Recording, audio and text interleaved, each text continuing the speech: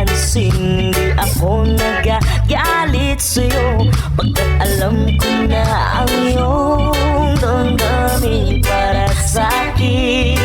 Eto na nga. Ang hirap mag-isip ng ulam. Tapos pag nakaisip ka na, ang mahal naman. Tapos yung mahal mo, di ka naman mahal. Sana all. Kaya naisipan kong magkangkong na lang. Stir fry kangkong with tofu.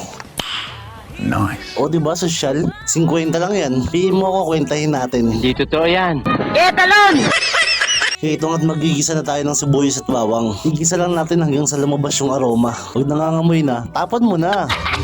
De, joke lang. Unahin mo muna yung pinakatangkay ng kangkong. Lagay mo na rin yung oyster sauce sa toyo. At ito optional lang. Pwede kayong maglagay ng asukal. Alam ko inasukalan talaga to eh. Bahala kayo kung anong trip nyo. Siyempre paminta huwag nyong kalimutan. Sa sabaw naman bahala na kayo kung gaano karami gusto nyo. Nasa sa inyo din kung gusto nyo lagyan ng pampalapot yung sabaw. May tira kasi akong breading mix. Yun na yung nilagay ko. Para kasing pwede naman.